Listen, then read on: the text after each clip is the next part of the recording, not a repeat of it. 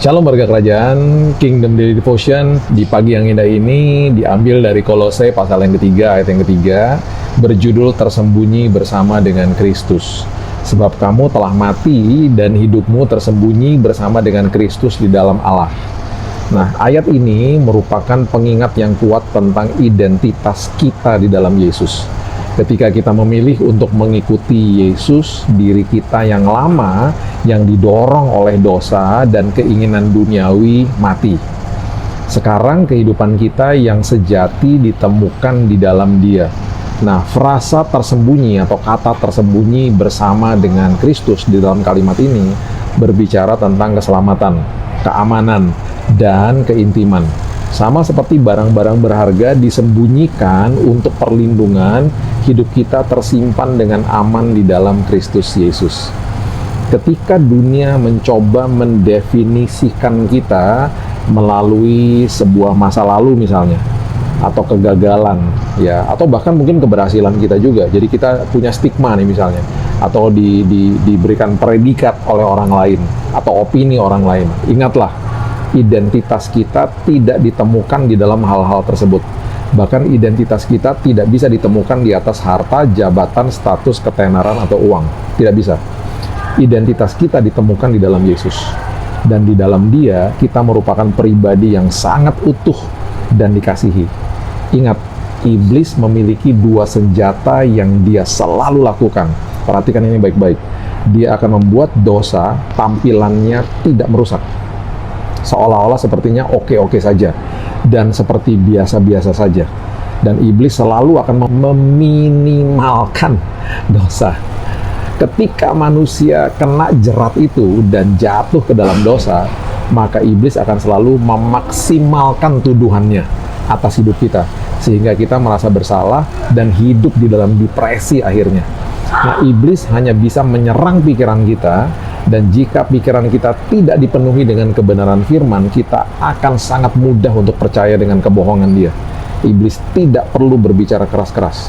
Ia hanya menaruh pemahaman yang salah saja di dalam pikiran kita. Kita bisa menjadi orang yang sangat depresi. Sekali lagi, dia meminimalkan sebuah dosa dan dia memaksimalkan tuduhannya. Hati-hati dengan dosa. Jangan main-main dengan dosa. Di kayu salib, Yesus mengalahkan cobaan dan kutukan. Ia menghancurkan kuasa iblis dan memberi kita kekuatan untuk melawannya. Ia telah melepaskan kita dari kuasa kegelapan dan memindahkan kita ke dalam kerajaan Anak yang terkasih. Kolose 1 ayat 13. Yesus juga menghancurkan kuasa penghukuman, penghakiman, dan tuduhan atas hidup kita.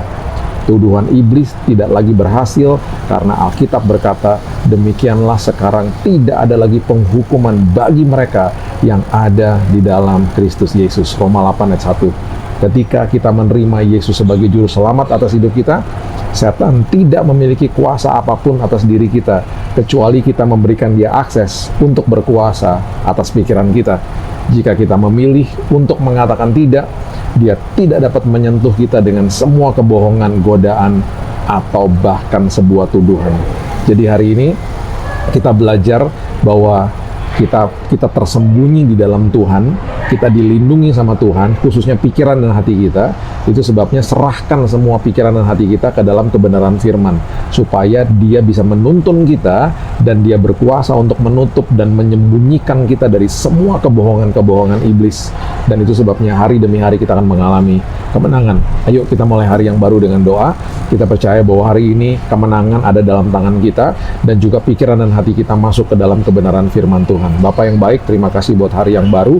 Kami mengucap syukur buat hari yang indah. Kami percaya di dalam hari ini penuh dengan kebenaran firman. Apa yang kami baca, apa yang kami dengar hari lepas hari lewat renungan harian ini, kami percaya membuat kami makin kokoh, membuat kami bertumbuh di dalam kasih karunia Tuhan, supaya kami tidak tersesat atau kehilangan pegangan. Tuhan, kami tidak mau main-main sama dosa. Kami mau melepaskan semuanya Tuhan, dan kami percaya hari ini kuasa Tuhan memampukan kami untuk hidup di dalam kemerdekaan. Kami mulai hari yang baru hanya di dalam nama Tuhan Yesus, Juru Selamat kami yang ajaib. Kami berdoa dan mengucap syukur. Kita sama-sama katakan, amin. Have a blessed day, and Tuhan Yesus memberkati.